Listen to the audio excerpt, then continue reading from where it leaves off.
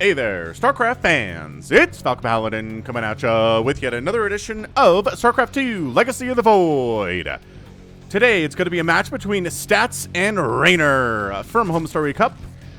That wrapped up about a couple of weeks ago. This is going to be a Patreon cast, so if you're watching this the week of March the 26th, thank you very much for supporting me on patreon.com/FalconPaladin for at least $1 a month. I really appreciate it. You can watch this 1 month before anybody else, and if you're watching this in the month of April, hit that like button and hit that subscribe. I post StarCraft 2 videos 5 times a week, and let me know if there are any matchups you like to see or players you like to see. Just put them in the comments, and I will do my best. Bottom right-hand corner, on Romanticide, is the Zerg player. He is blue. He is Reynor. He is a world champion. And in the top left, also a world champion, just not that recently, it is the red Protoss player, Stats. All right, so Stats blocks the hatch. Reynor's like, that's okay. I'll just take my second hatch down here. You can almost hear the sighing going on from Reynor. Stats blocks hatches like Michael Jordan shoots dunks. Dunks basketballs. There we go. Is a Michael Jordan reference dating me? I am 38 years old, but man, he retired in 1998 and then came back in 2001. Played for the Washington Wizards for a little bit and then retired again. So that means there are definitely people watching this cast who were not alive when Michael Jordan was last playing basketball, which is nuts. Okay, that's like adults is the thing, like people in college, like people who are almost graduated from college. Wow. All right, I am old. We've established it. Anything crazy happening here? No, not at all. Second gas, second pylon. There it is. I'm gonna guess a Stargate opening here from Stats. We ready for a Stargate? I certainly am, but a Twilight Council I would not say no to either.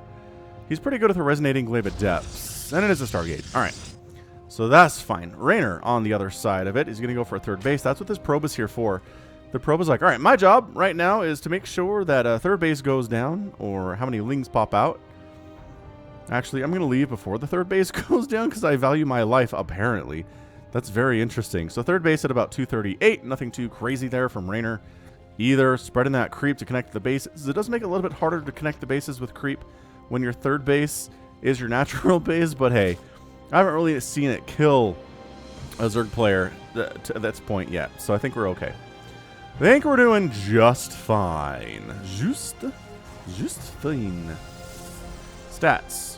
Void Ray opening. Okay, that's fine. He has been favoring the Oracle opening recently, but is very willing to go for Void Rays.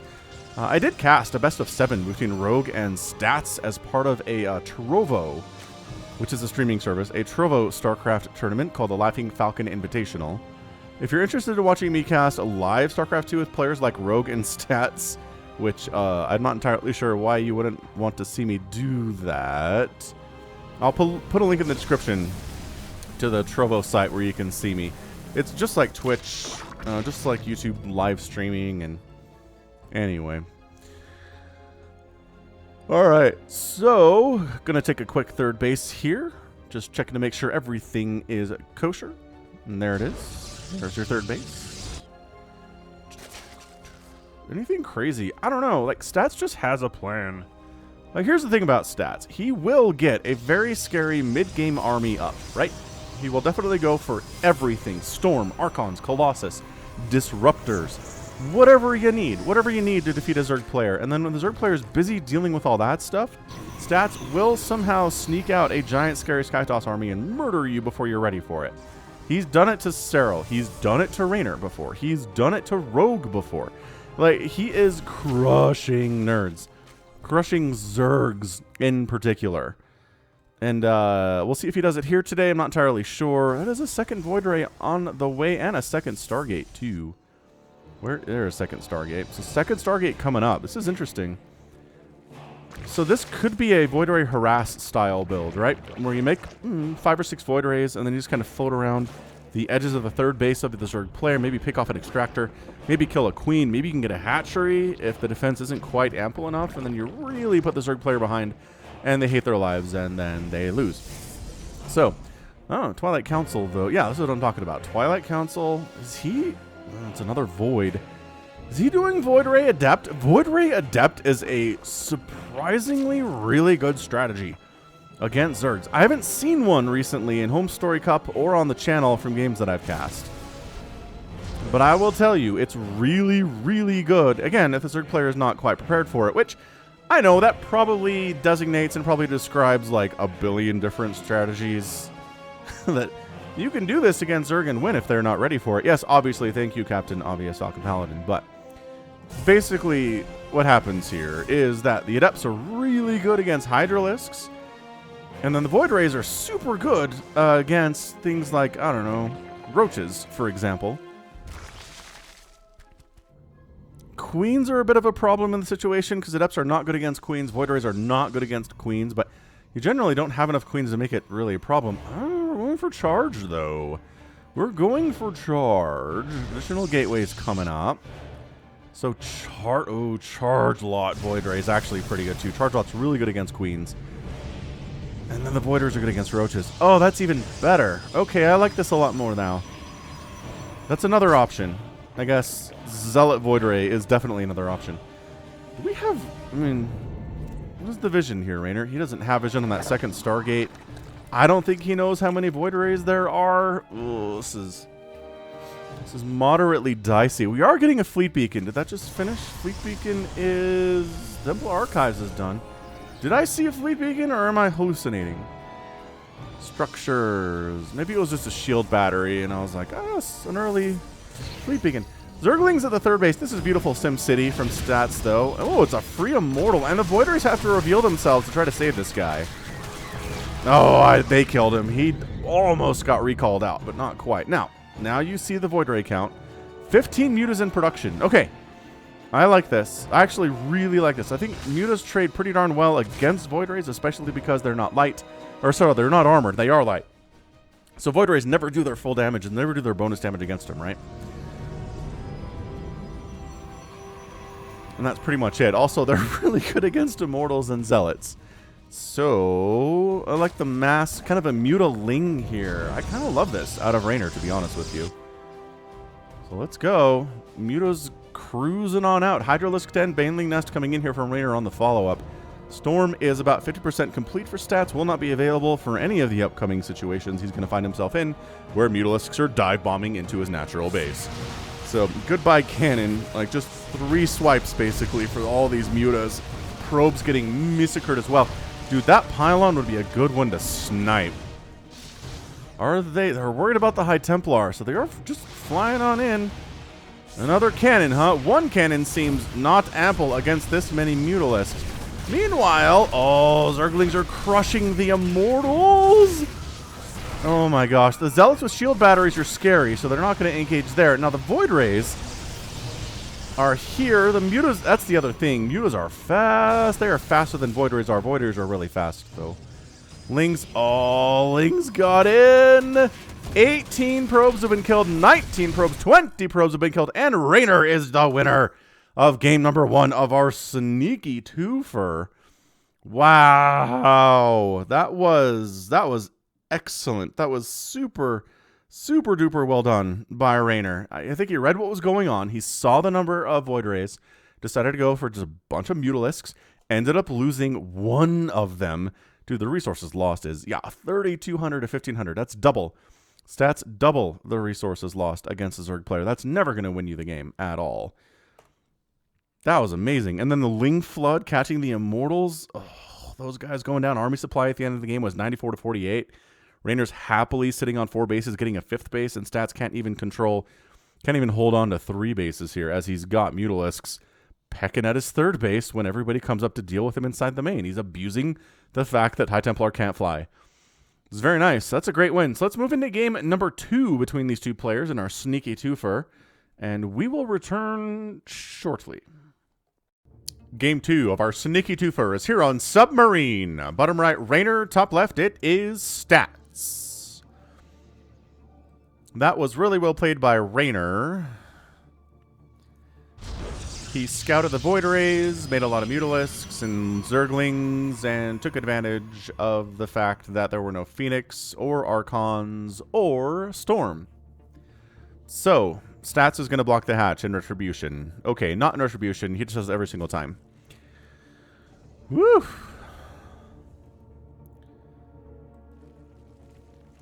It's like, maybe this time Stats won't block my... alright, fine. Fine, Mr. Probe, block the hatch. You earned it. You came all the way across the map.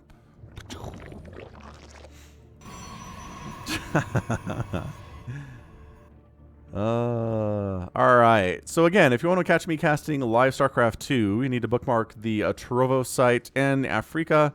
I'll put links in the description. If I don't, please remind me in the comments, because I have 3 kids and a full-time job and a Brood War channel and a YouTube channel, and I stream on Twitch and on Trovo and on Africa, and I have 3 brain cells left over. So, gateway up. Nexus down. Technically perfect here from Stats. You can't play a perfect game of StarCraft 2, but you can do a perfect build order to start with, right? Playing the mineral game. If it's not worth it, then why would Stats be doing this? That's what I always say. Maybe just because he's a lot of excess APM. 350 at this point. Second simulator, second pylon. Zerg players doing Zergy stuff. I don't know what else to tell you about what Reynor's doing here. Reynors are just, they're either going to 12 Poolia or they're going to go 16, 18, 17, third hatch at 230, and then do stuff from there. Although, there was a game I cast between, it was Rogue. It was actually Rogue versus Stats on that best of 7 that I cast out on Trovo, where Rogue did go for a pool first, but it was like a 15 pool? Like a 15 pool, 16 hatch, and it was very strange. I don't know what the intent was. I'm not sure if he maybe was intending to go for some faster speedling pressure in that game, because he didn't.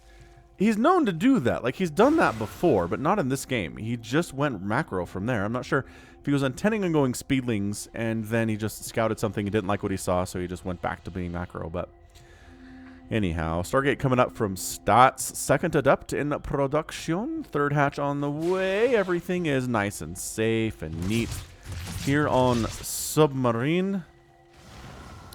Also, Stats is the nicest guy. Like, of all the live StarCraft that I've cast with these pros, which, again, I feel incredibly privileged to do. Like, I'm not doing it, you know, for GSL or anything, but I'm doing it. Like, I'm casting Stats versus Rogue, and Stats, he doesn't speak English, obviously, but he speaks enough English to communicate with casters, obviously, because that's something he does a lot. Adepts do not finish the transfer, and he's just so nice. Like, I screwed something up once, and he wasn't mean about it. He wasn't brusque. He's throwing smileys all over the place. He's just happy to be there, and so happy when he won, and he's just so friendly. I like Stats a lot. He's really won me over. So we got our Void Ray out. We got an Oracle on the way. Zerglings catch the Adepts, almost kill them, but no. They survive their encounter with the Zerglings. They're not happy about it, though. So once again, Void Ray opening here, interestingly enough.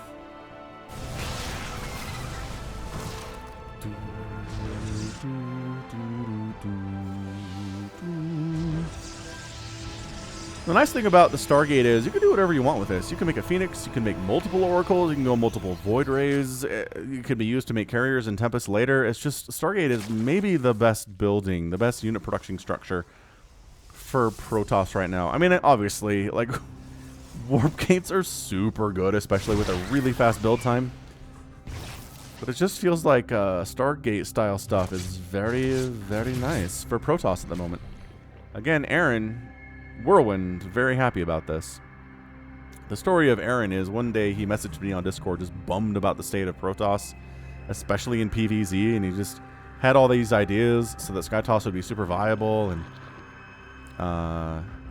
Blizzard did not take those ideas directly, but they sure made SkyToss viable, that's for sure. Look at that. Prismatic Alignment versus Armored Overlords. Get out! Get out of here, Overlord, says the Void Ray, and I'm going to get out so I don't die. Actually, did take any hull damage? No hull damage at all. And 3 kills to Zerglings dancing. I mean, they're just trying to see what's going on down here. I don't see much. It's another Void Ray in production and another Stargate. So it is a double Stargate opening. I mean, we obviously have 2 Warp Gates here too, but double Stargate pretty fast is pretty interesting. Again, it's just because it's good. Void Rays are good units. So is Reynor going to be able to get away with going sneaky fast Mutalisks in response to this, or is Stats going to be more prepared for it this time? What's interesting is it kind of feels like we're just doing the same thing. Double pumping Void Rays. Getting +1 attack for them. Lair finishes. Oh, it's a Nidus this time. So Reynor goes for the Nidus. Oh, a Nidus, like a Nidus Queen Roach style thing would be kind of awesome here. Or, additionally, Swarm Hosts would be pretty good too. Although Stats has an amazing build against Swarm Host that involves this kind of Void Ray stuff. Rogue tried to go Swarm Host on him during that best of. It's just a Queen March. Okay. With a Nidus to reinforce the front. I mean, it's... You might as well, Queen March. You're right here. Oh, this is something that Zerg players like to do to prevent Stats from getting up to where he wants to be. Nidus Worm on the way. 9 roaches coming up. This is an attempt to absolutely kill Stats now before carriers are even a twinkle in his eye. And we'll see if it works. This has worked in the past that I've seen. It has failed in the past that I've seen. A lot of it comes down to elite transfuses, which Reynor is very capable of doing. Don't get me wrong. So the March of the Queens is here. There are 12 Queens. Another Nidus Worm coming up. The Void Rays can't handle the Queens. There's not enough of a ground army. Oh, triggering that stasis with the Lings is such a great move. Transfuse! Transfuse! Transfuse! Oh my gosh, no Queens go down. Nidus Worm popping up, providing additional reinforcements very quickly. The Ravagers are here, just in case a supercharged shield battery shows up. And they're going to Corrosive Bile down the shield battery preemptively. Oh no, there it is. Supercharged shield battery is up and ready to go. That's where the Corrosive Biles are trying to hit, and also trying to hit the Void Rays. Yeah, this is absolutely some chaos at the moment. Oracle taking some decent shots from the Queens. The Queens are staying alive. The Void Rays are managed to stay alive too. No more shield battery overcharge available. Focusing on individual roaches is really good stuff. Transfusing on the Queens. It's so good. The Void Rays are getting super duper bruised here. It's an extremely tight hold for Reynor. Getting a Ravager though, great pick off. The Micro on display here is pretty good. Dodging Corrosive Biles, oh, pretty well.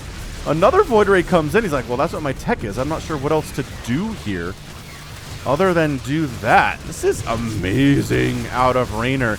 Can he do it? He needs to win with this. If he kills this base and is forced to fall back, I think we can reset. But if he doesn't kill this base and he doesn't win the game, I think he's toast. Zerglings trying to take down. They do get a shield battery almost. Oh, they do take down the shield battery. That shield battery is just sitting there. The Queen's fighting. It feels like both the Queens and the Void Rays are basically functionally immortal here. How many transfuses are left? Maybe not enough, dude. The Micro on these Void Rays keeping them alive against this much anti-air. So many of these Void Rays are ridiculously injured, but they're still fighting. Still fighting strong. Resources lost. 7,000 for Reynor, 5,000 for Stats. And look at this. Stats holding on like an absolute boss. Like an absolute boss. Look at this. The Void Rays chewing down the Ravager. Taking some Corrosive Biles. Nope. Dodging exceptionally well. And I mean, again, if you don't kill this base, yes, 16 probes have died. Yes. Congratulations. But the Nexus is alive. Chrono Boost is a good unit. Lings are kind of free here inside your main base, which is not ideal. 17 probes have gone down. It is 67 to 57 workers. Income is hugely favoring Reynor, but he has 3 Queens back home. He ended up losing 21 Queens. 9 Void Rays died. Resources lost is 9,600 for Reynor, 7,700 for Stats. These Void Rays are heroes of ire. Okay, that one has 0 kills. He's not as much of a hero, but these guys, like 5 kills. Okay, 2 kills on that one, 5 kills on that one. A little bit of a Ling Ravager. Try to keep the pressure on Stats while he takes a 4th base back home. Corrosive Biles. Nice twofer right there. Cannon and a shield battery going down. Okay, this game too is really good. I still think Reynor's behind. I mean, he did kill a lot of probes, but he didn't get the Nexus. And Chrono Boost, look at this. We're already back up to 58 workers. Chrono Boost means that you can recover pretty quickly. Like, all 3 races have a pretty good ability to recover from economic damage. Right, Zerg, Terran, and Protoss. So the Void Rays arrive. There's actually not enough queens for this. And Roach, or rather, just Ravager Ling is trying to take down this 3rd base because they sort of have to. Queens getting focused down. Reinforcing queens are popping and showing up. What the stutter step, though. The Void Ray stutter step micro. Zealots coming, forcing the Ravagers to run an Oracle. Oracles are so good. Ravagers hit hard, and they have this special ability, but also, ooh, Corrosive Bile takes down the Oracle. They're squishy. That was nice. This is a fantastic game, too. Holy smokes. Zealot death sound. Making additional Hydralisks. Reynor, I like the idea of Hydra Queen against what is entirely Void Rays. Like, that is not good. Stats, get out. He does. He backs out. He knows. That is a lot of Hydralisks. They don't have the speed upgrade yet, but they're on creep, so it doesn't really matter. Speed or no speed. Oh, he gets a Hydralisk. Stats, I mean, honestly, Stats Void Ray control is quite possibly the best. Okay, as he loses one. I cursed him. Casper cursed him. Another Void Ray down. Another Hydra down. Another Void Ray down. Another Void Ray down. Another Hydra down, though. The trades. I'm not sure the trades are exactly what you want, but you are keeping Reynor on this side of the map. The Hydras are not moving across the map. They're too busy to do that. They're too busy defending right here and actually sniping down queens. Another Void Ray dies. Another huge group of Hydras arrive. And Stats has to pull back. So Stats reestablished. 58 workers. He's still pumping Void Rays. He's working on a robotics bay. Maybe trying to get Colossus up, but oh boy. Oh dear. The Hydralisks are no longer busy on the other side of the map. They are at your front door now. This feels like such a Brood War setup. A bunch of Hydras at your front door. You're walled off with gateways at your natural base. This has happened in Brood War 18,000 million times. So the Hydras are dangerous and hard to deal with without splash damage. That is also true in Brood War. And yeah, Hydra is just tearing through. Ravager support. That's not in Brood War. This just feels like your GG. 166 to 105 supply. The front door is down. The Barbarians are at the gates. This has been a really good game too, though. Yep, and Reynor comes out on top. Very nicely done in 12 minutes. That's your GG. Whew, a little abrupt from Stats, but when you're down, you're 102 supply, you're recognizing your natural base is going to fall. All these probes are going to die. You don't have a 4th base, and the Zerg's on 4 bases, and he has all of these units at your gates. It's not good. So, excellent game. Resources lost about even, which is never good if you're a Zerg player, or if you're Protoss and a ZVP. 16,500, 15,700. Yeah. 21 Void Rays died. 29 queens. I don't think that's an all-time record, but that's a lot of queens.